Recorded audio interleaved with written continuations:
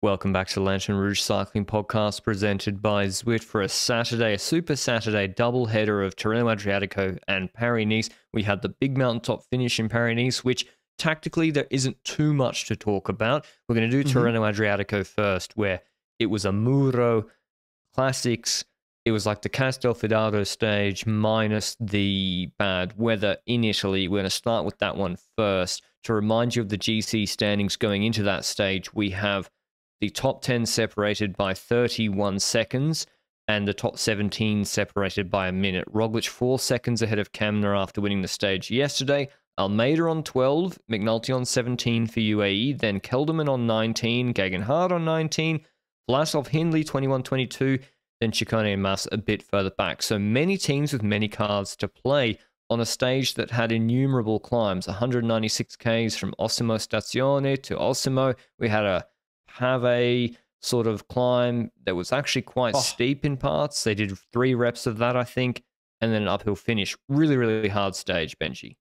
Yeah, a brutal stage, and those 3 reps of those climbs were intriguing because the parkour also started with a small uphill section, so I was thinking maybe satellite riders in the breakaway, then the GC riders could launch on the third last or the second last of that Muro, the whatever it's called, the cobbled climb. I'll call it the cobbled climb. It's way too Italian for my taste.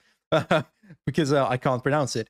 Now, GC riders could launch there. Would that happen? Would satellite riders be in the breakaway? Well, the answer is there for you. Will satellite riders be in the break? We saw some riders in the break that were satellite riders, as in Nikias And was in there, and I instantly thought he's not good enough to get over these cobbles to win the stage, so he's there with a reason. Bahrain have multiple riders in GC, which is a Butrago who is on a bit more time, a Landa's up there, a Caruso's up there, so those are their chances to attack early.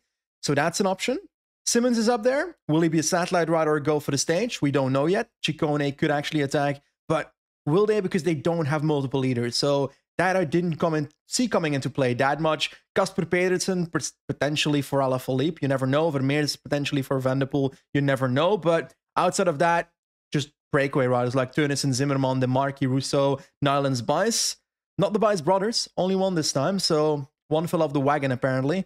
Jumbo Visma controlling the peloton. Basically 2:30 to 3 minutes behind, so the regular thing here.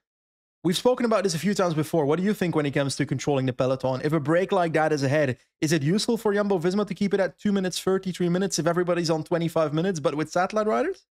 I mean, if you have the GC leader like Roglic on this finish, then if you're both trying to defend GC and realistically, he can win this stage as well against showing what he's shown in Tortoreto, and yesterday the other GC guys do not have his sprint. So you have 2, and also we have to think about the history of Roglic here. We'll start to introduce that story. The last hard stages of stage races, it's been hit and miss. Critérium de Dauphiné 2020, Paris-Nice Stage 8 last year, Paris-Nice in 2021, Tour de France. So all in France. All in France. I'd have to go back for other stages, but I'm just saying you probably want the lowest stress stage possible, and if you all come together with the GC riders in a big group, or a 40-man group or 30-man group or however many men at the base of the final climb, he's going to do the business, and Kamner's certainly not going to take time on him on this sort of finish. So that's sort of how to approach it. So yeah, my long answer, Benji, is there's no real harm giving the break 8 minutes. Like they're all these guys in the break are on 25 minutes on GC. So you want to keep your team as long as possible deep into the race together. I agree. Firmly agree with that. Now, for the rest of the race, nothing happened until we got to that circuit section we spoke about, the circuit with the cobble climb. There's 2.5 of those circuits. The first 2 I was expecting early moves on, and we saw that on the first one directly. The breakaway started falling apart. The second they hit that Muro di Costa del Borgo, see, I trained it in between not being able to pronounce it at the start of the episode, and now I'm Italian now. Love it. Anyway, that climb, the gap is 2 minutes, breakaway is falling apart, the peloton rode wide, and if no team is preparing anything at that point, I wasn't really expecting a move, because you would expect the team to make it hard before they make the attack. But maybe Bahrain was trying to play on the surprise because they attacked out of the blue with Butrago at one side of the road. I think one of the DSM riders, whether it was Leknesund or someone else, tried to respond to that, a Bora rider as well, but they couldn't get to his wheel, and they weren't pacing hard enough to even get to his wheel, so Buitrago went on a solo adventure from that point. And the peloton kind of closed down again, all in one row again, but at a decent pace so that Buitrago wouldn't have like 2 minutes. He was gaining 10 seconds, 20 seconds, had 30 seconds for a tiny bit, and then started dropping back to 20 seconds again. But as I said at the start of the episode, Nikias Arndt is up the road. He's in the breakaway. But in this circuit, you've got the cobble climb, you've got a small downhill, you've got a small climb after that, and then it starts going into a bit of a valley. And it seems that Bahrain waited for a while to pull Arndt back, because I was thinking they're not pulling him back right now. Maybe that's because that hill is coming, that second hill after the cobble climb. And then they didn't drop Arndt back on top of that second climb. And I was like, why are they waiting even longer? And it took them a few more kilometers in the valley for Arndt to drop back. Would you have expected him to just stand at the second top of that climb waiting for Buitrago there? Because every second you lose is seconds that Buitrago's losing time on the peloton again, eh? It seemed like a miscommunication to me, because, yeah, like, Arndt's not winning the stage. Say that break goes all the way. He's not beating Simmons on this sort of finish. And, well, maybe I'm underrating him a little bit, but it seemed to me he wasn't that happy to... Yeah, it seemed to me he wasn't that happy to drop back, and that meant Santi was pushing a lot of wind, and it kind of neutralized his move, and he's on 120 in GC. So Jumbo again, okay, when a guy attacks, you now have to control a little bit closer who's on 120.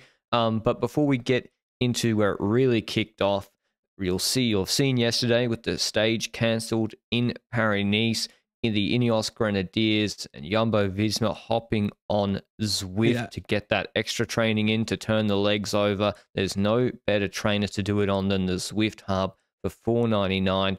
It's the class leader, not just in its price bracket, but across the whole trainer industry, built for your bike, pre-installed with the cassette to match your bike. It's raining here. I'll be hopping on straight onto Zwift after we finish this podcast recording. So thanks to Zwift, as always, for supporting the show. But who was pacing at this point, Benji? It was Bowman and Valter, or Bowman first, right? I feel like we didn't really see much from Van Baarle because he was actually DNFing halfway the stage. I don't know if it was after that first climb or not. Baumann was pacing, but I felt like it was fast going towards Valter. I didn't see Baumann for many kilometers at the front necessarily, but important to note, Arndt did end up waiting after a tiny bit on Buitrago.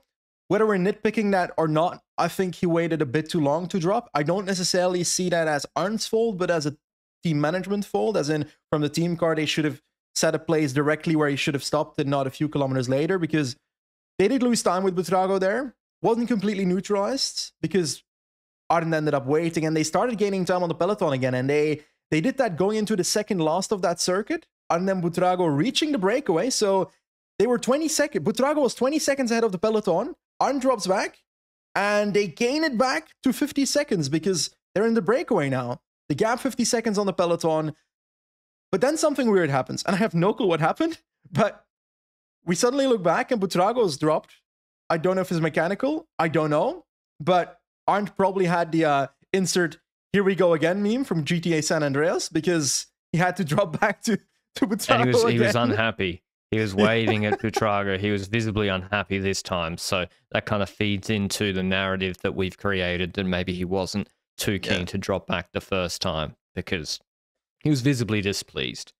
Yeah, well, the thing is also, a bit earlier, I did see like Buitrago being on a gap and not being with the group with Arndt anymore because of group dynamics playing around. So maybe that frustrates Arndt because he's trying to just get this gap up open as much as possible, and Buitrago's not in his wheel and so forth. But anyway, we're getting towards the next Muro di Costa del Borgo, and Jumbo Visma does basically what they did in Paris-Nice, stage 8 last year, and I'll let you discuss it in a bit, but Valter starts pacing.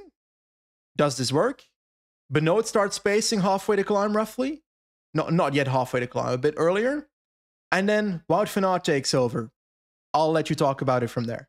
Well, there's pacing and there's pacing, isn't there? Not all pacing is created equally. Some pacing is very hard. Some pacing's controlling. Some pacing rips apart the whole group. And when Valter was pacing, it wasn't. But then when Wout van Aert takes over, it's like on Côte d'Épée in Paris-Nice last year. This is, by the way, this is with like 40 kilometers to go. This is the second circuit. We have a lot of hilly, difficult terrain and some flat afterwards for Jumbo-Visma to control. And Roglic is obviously feeling good because the words come in for Van Aert to pace as hard as possible, and it's creating gaps. Like, people are getting dropped. I think Aaronsman maybe. Benoit is put on a gap. Kelderman's there, but slipping back. Roglic is looking good, though, but Roglic also looked good on Côte d'Opay. Now, the difference is the weather here is quite mild, nice weather. It was rainy and very different in Paris last year, but still, no one's attacked yet of the serious GC guys. Now, if on the climb, Bora start to throw some guys up there, McNulty goes, Yates goes, Almeida goes, because the pace is too low, then you do need to probably have a different strategy of being like, all right, let's see about that, push hard so you can neutralize it. But we hadn't had that. This was Jumbo deciding to actively do this, and the end result was, because Roglic didn't attack, you just drop Volta and Benoit. Yep, exactly. I do want to mention, for context, Côte d'Opay, you're referencing stage 8 of Paris last year, where I also did this, But the group was indeed thinning out, and we're looking at a group of Van Aert, Roglic, Landa, Yates, Kelderman, Ciccone, Wout, Scarfi, Vlasov, Mosshart, Kemna, and Almeida going over the top. But groups tend to come closer, And just to highlight the risk that you're mentioning here is that Wout van Aert and Roglic are now solo or duo in a group with so many multi-leader strategies with other teams with multiple leaders that could actually roll attacks on Van Aert and Roglic now. So that's the risk here. If Wout van Aert keeps pacing at the top, which he kept doing, they're setting up Roglic to be countered left and right. Exactly.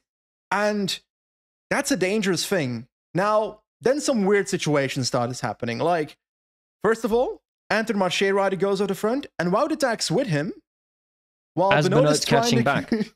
Well, sorry, he might not know that at that point. That's like the one thing where I'm like, me? But why is Wout attacking with the Anton Marché rider and leaving Roglic alone in the second group? I don't know. It doesn't make it. Yeah, I don't know. Like, doesn't make any sense. And then Vlasov attacks, Roglic is closing him in the wind, and like, everyone, at the end of the day, you'll get to the end of this recap, you're like, what did it matter? And I guess the thing is, if Roglic is just a little bit off, which, by the way, if his preparation wasn't perfect, he was a late addition to this race, you're putting him under a huge amount of pressure before the climb and making this stage a lot more difficult. So, yeah, I mean, at that moment, you just have Benoit come back. You have Benoit and Wout pull on the flat, pull steady, and neutralize the race. What they couldn't expect, which was Kelderman crashing. He looked over his left shoulder, drifted a bit right. Mike Woods cut across him, chopped him. So that did take Kelderman out. So that put them in a more difficult situation afterwards than could have been initially anticipated. Otherwise, they would have had 3 in the group with Roglic, with Kelderman, with Van Aert. That's still fine to control, even though you should let Benoit come back, I think. But he does crash, so you have to adapt. Exactly, that's the thing. That's exactly what I was going to say. The second that Kelderman crashes, Wout keeps pacing still. And they don't adapt there. They don't adapt their strategy there, and then I'm like, ooh, there's a bit of danger here. Now, if Wout doesn't do anything there, doesn't pace at all, then we're probably going to see people rolling attacks on them, but that's kind of their fault because that's a situation they created. But anyway, we go further. Benoit actually returns, so that's a big solve thing. By the way, there was like a cutout of the broadcast before Benoit was back, and I was like terrified we might not see a single second of the stage again, and I was really sad, but fortunately it got back to us, and we could happily watch the stage again. Anyway, attacks are coming. I was like, oh, that's La Fine. No, it's Guillaume Martin, because apparently they look exactly alike. Is it just me? They do look similar, yeah. And Rochas, but he's a little bit smaller. Vlasov with him. An active Bora in that sense. So on we've seen attacks from Bahrain before with Butrago. We've seen a move now with Vlasov relatively early in the race as well. So those two teams are actually doing stuff early, which I appreciate that. I was expecting Bora to do more earlier, but hey, it's better than nothing to move here with Vlasov. And 2 Movistar domestiques, Verona and the legend himself, the mythical man, the best puncher in the world, that is Best just puncher in the world. not having much luck on punchy stage. That's why you don't see him often. But Aramburu was there as well. And I thought, this is the moment. Aramburu is going to rise to power. He's going to take minutes and take GC, but that didn't really happen because once they got a solid 29 seconds, Benoit was pacing, wasn't taking much of a gap. Van pacing, wasn't taking much back of the gap. And then UAE comes to the front with Formulo and starts technically helping Jumbo-Visma, but they're doing that because Vlasov is endangering the top 3 and top 4 positions of McNulty and Almeida.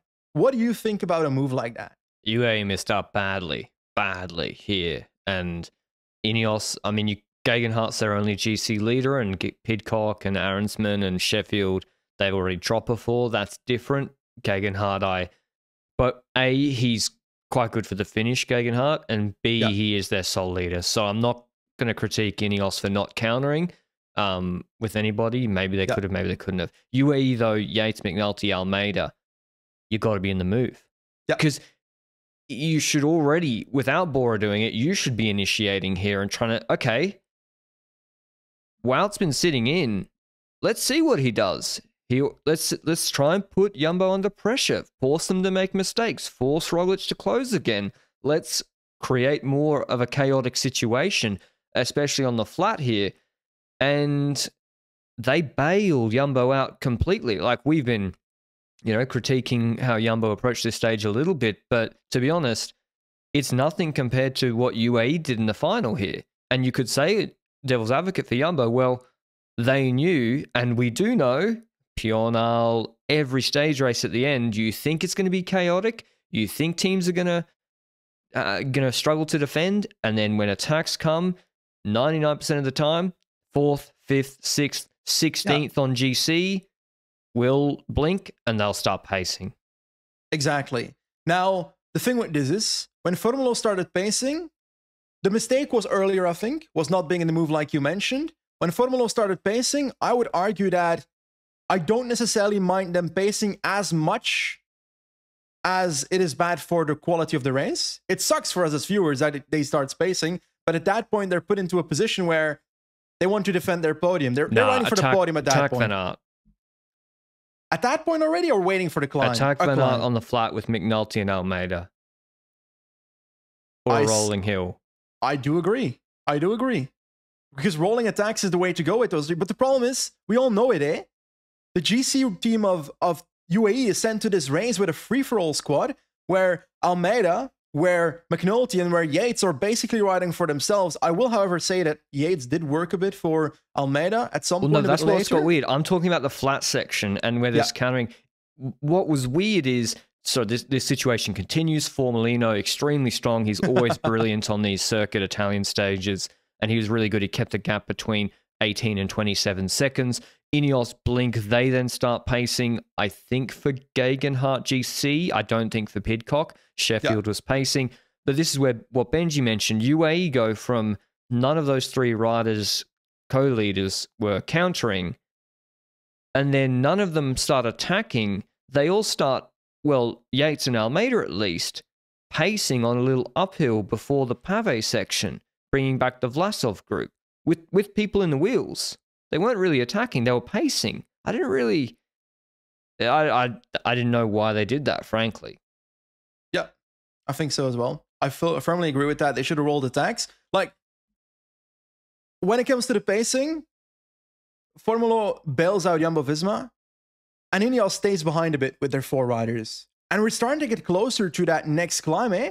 The last Muro di Costa del Borgo, because we're in the final circuit. There's a weird moment there where Formulo half pace, half attacks, because Roglic kind of says, I don't need to follow Formulo's wheel or something. Oh, he dropped his chain. Closes it. Yeah. Oh, he did. Okay. He dropped his chain. Roglic went to push him. He got the chain back on. Roglic just swung off. Formulo pedaled again, and then Roglic let the wheel go. It was really odd. Yeah. It was just a bit weird. Roglic looked good, though. So this is the thing. Yeah. All we've spoken about, really, today is immaterial. Because you see Roglic on these steep slopes. He's doing it so easy. He's gapping people without trying. He's following Formulo without trying. Whilst Formulo did... He kind of... I don't know if he bailed Jumbo out, because, to be honest, if Wout just gets on the front and starts pulling on the flat, he's fine. It's really I'm not sure how much Wout could have helped in the last 6Ks when it starts to go uphill again. Yeah, I think so as well. Now, I do want to mention, you're talking about Roglic just dropping everybody and so forth, and it's putting gaps on everybody, but there's still a legend up front. Alex Aramburu is still ahead. He's got 14 seconds to get with Vlasov and the other guy that was with him, Guillaume Martin. Verona was dropping at the start of the climb because Verona has worked a lot to keep this break going for Aramburu. So Tug Buddy worked by Verona top notch, like you mentioned. Now, Yates and Almeida, I don't know what was happening. Like, the second group is coming back. The GC group is coming back. Aramburu says, I'll let the others have an opportunity to take the stage. And we see Yates and Almeida riding next to each other at the front of the peloton. And I think that's because Yates was probably, before we saw that shot, pacing or keeping Almeida at the front, because I think Yates actually contributed to Almeida on this climb. Because Yates is the furthest in GC. I still think that one of the three should have rolled attacks instead of doing that stuff. McNulty, I didn't know where he was, somewhere in the group. And that's when it kind of gets weird, because the attackers get caught and it starts going off. Because GC riders think this is the moment we start attacking. We're getting onto the steep slopes of the climb. And there he goes. Free Landa with a pacing Almeida. Brilliant. Landa attacking, Carthy off after him. There's like these poles in the road that separate where the footpath is. Landa's weaving in and out of them. And Roglic starts to try and get his draft. I'm like, no, don't do that. No. This is how it ends. I was like, do not just ride in the middle of the road. Because Landa's ducking in and out really late. I'm like, he's going to crash him. He's going to ride into one of these poles. He didn't. It was so risky. On the opposite side of the road, yeah, the long crashed way a around. spectator. He's like literally on the long way around in like the gutter on the other side of the road. Every long corner Almeida's like having to do extra meters to follow these guys. The tempo's insane because Landa keeps on going. And at a certain point, I was thinking, he's actually really bloody strong here. And Almeida as well on the other side. Did you believe that they could put a dent into Roglic here? No.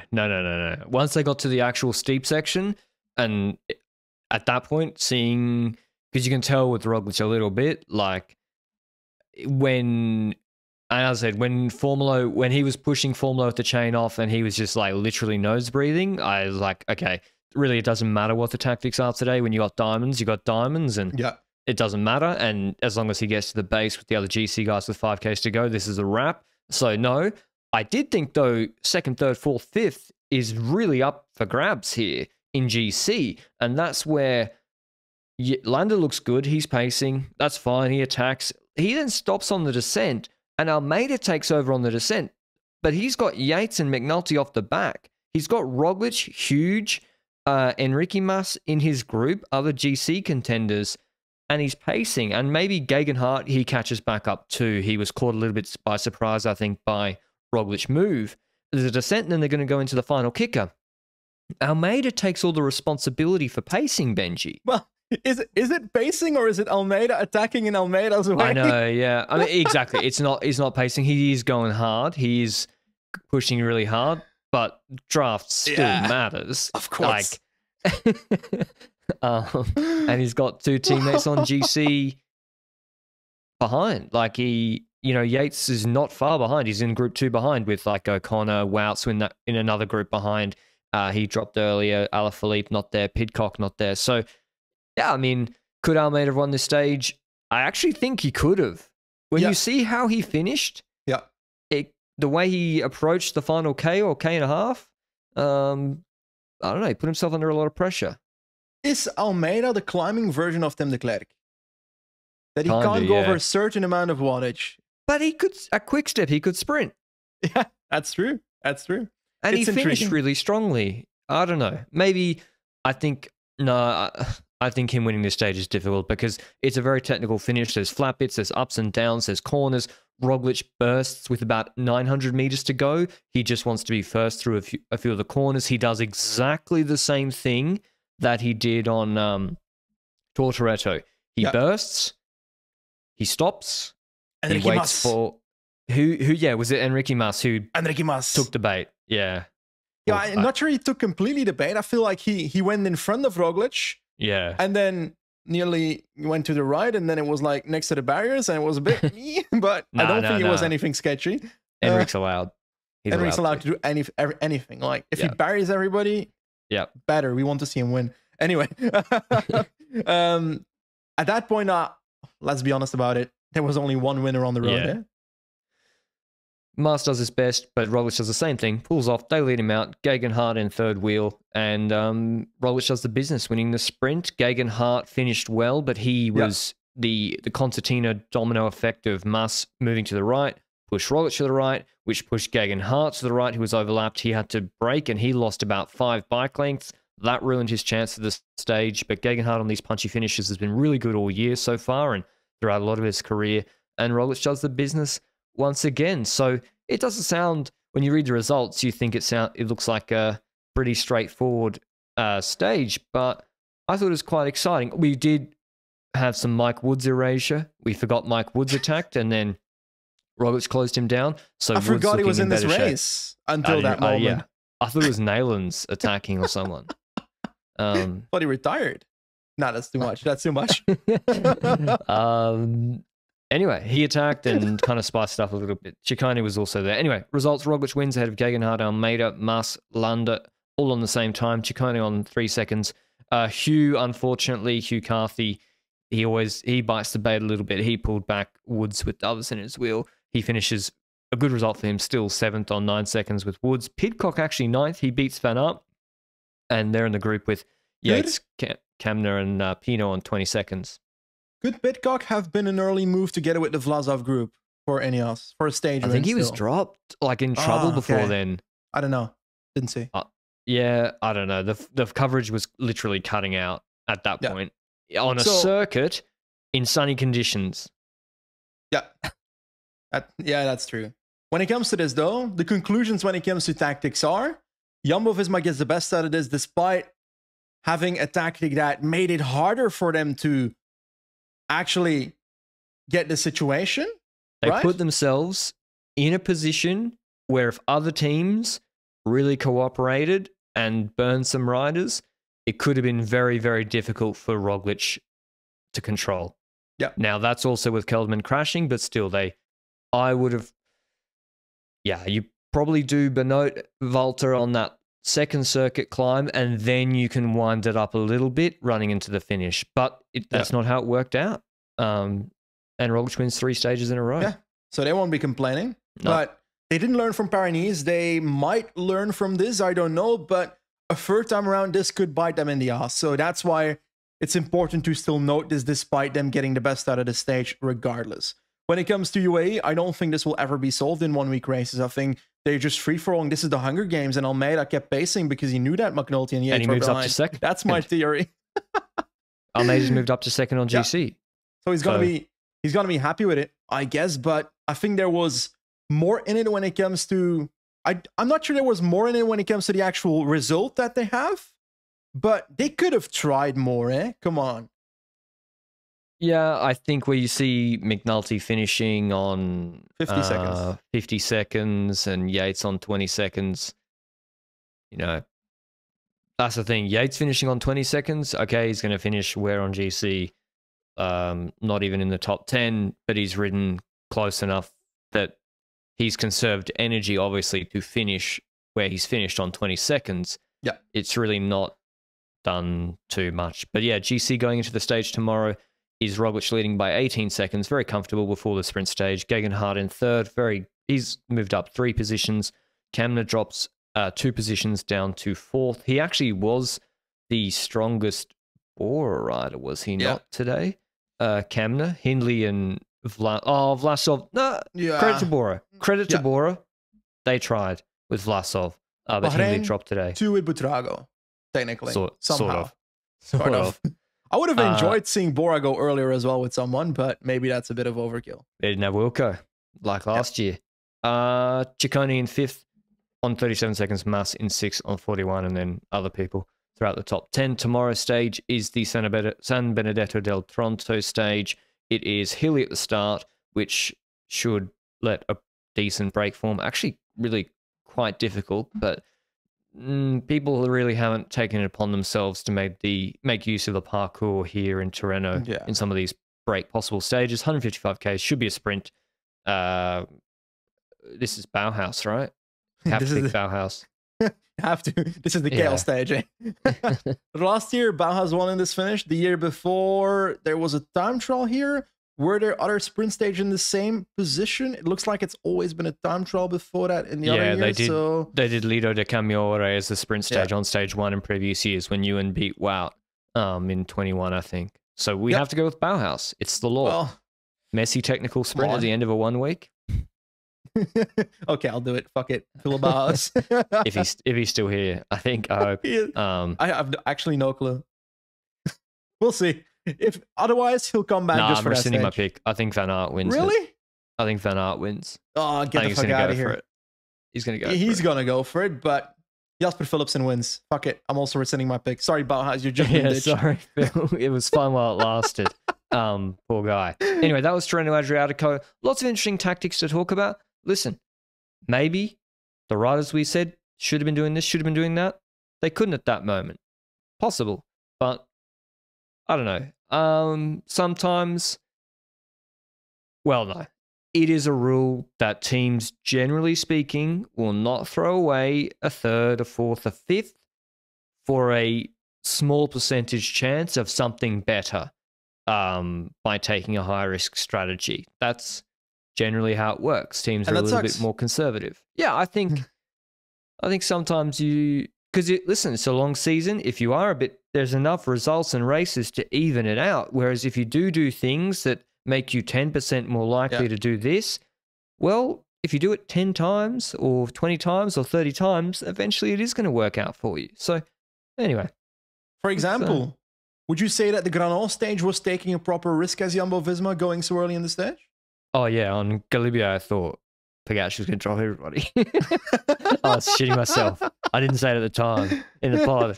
Of course, I'd have to do the big victory lap afterwards, but on Galibia, I was shitting myself. Everybody's flat earther. Yeah.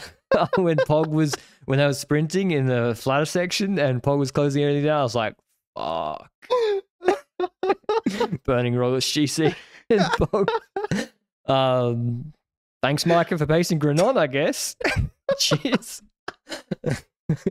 That was sweet. But yeah, I mean, that's the thing. You watch the race. This is why I couldn't be a DS. Watching the race, I just get too reactive and emotional. You'd hit 17 riders if you were the driver in the car. I wouldn't drive the car. That's why it's so much easier having a podcast when you can pretend to be a genius after it's all finished. That's why do you think we do this? Anyway, that was Tirreno-Adriatico. We've got some more armchair DSing coming now at Paris-Nice.